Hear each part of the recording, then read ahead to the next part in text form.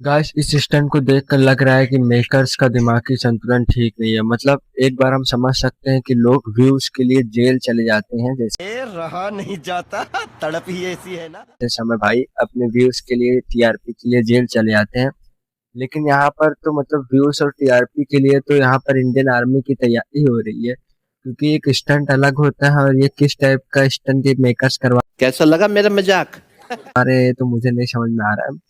But हाँ ये इतना तो समझ में आ रहा है कि ये स्टंट के नाम पर सस्ता पबजी खिलवा रहे हैं। और मेकर्स की तो आपको पता ही है कमानी एकदम हाई रहती है, उनको सिर्फ टीआरपी से मतलब है और वो टीआरपी के लिए सड़क तक गिर जाते हैं, एकदम जमीन तक गिर जाते हैं। और इस स्टंट को देखकर मुझे लग रहा है कि बकवास करती हरामखोर। ये खतरों के खिलाड़ी नहीं, ये इंडियन आर्मी 2.0 की तैयारी करवा रहे हैं अगले साल पानी बचाओ देश बचाओ के लिए। क्योंकि अगले साल जब प्रोटेस्ट होगा फिर से शायद तभी ये हमारे जो नौजवान आर्मी तैयार कर रही है।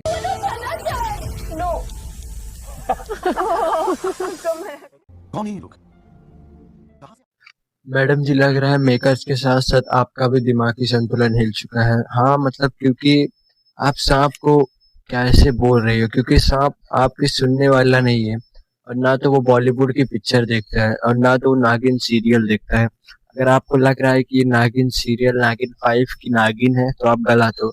ये नागिन 5 की नागिन नहीं है, ये असली नागिन है। थोड़ा बिलीव कर लो, थोड़ा टीवी सीरियल से बाहर आओ, स्क्रिप्ट से बाहर आओ, पढ़ाई लिखाई में ध्यान लगाओ, आईएएस बनो और देश को संभालो और थोड़ा इंसानी रूप में जागो। अभी तक आप किस रूप में हो पता नहीं, पर इंसानी रूप में जागोगे तो आपको समझ में आएगा वो रियल नाग है और वो किसी स्क्रिप्ट से नहीं चल रहा है कि अगर आप उसको नो बोलोगे तो वो खड़े हो जाएगा, यस नो नो। जल्दी बोल, कल सुबह पनवेल निकलना है।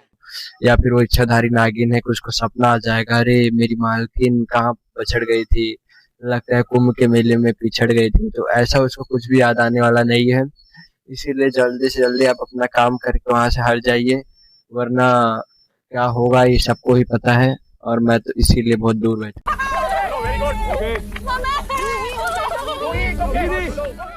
क्लाइमैक्स अभी बात।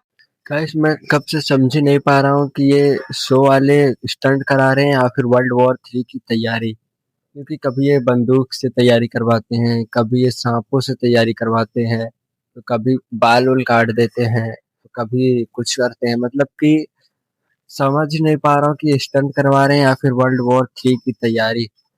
क्या है पहले डिसाइड तो कर लो कि ये शो का नाम आप खतरों के खिलाड़ी से बदल कर वर्ल्ड वॉर 3 तैयारी रख दो तो ज्यादा टीआरपी मिलेगी विदेश के। दाढ़ी हटवाओ सर, दाढ़ी। अबे चुप रह बे।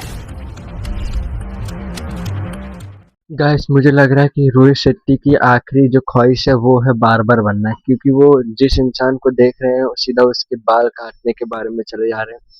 तो क्योंकि शो में ये शो का काम है स्टंट कराना, बस ये शो के स्टंट कराने से भटक के ये लोग अभी रोहित शेट्टी हमारे जो सर हैं वो बार्बर बने हैं। तो मैं सबको रिक्वेस्ट करूंगा कि रोहित शेट्टी सर के सामने मत जाइए और अगर जा रहे हैं तो अपना बाल और दाढ़ी मूंछों को छुपा के जाइए, रुको जरा, सबर करो। क्योंकि दाढ़ी मूंछें देखते ही ये उस पे झपट पड़ते हैं, जैसे बिल्ली झपटती है चूहे के ऊपर वैसे ही। तो अपने अगर आप इनके पास जा रहे हैं तो सावधान रहिए और न्यूज़ चैनल्स में भी चला दीजिए। न्यूज़ चैनल आजकल तो न्यूज़ चैनल में चलाना ऐसा बहुत आसान है, तो आप भी चला दीजिए कि रोहित शेट्टी से बच के रहो वरना दाढ़ी मूंछ गई।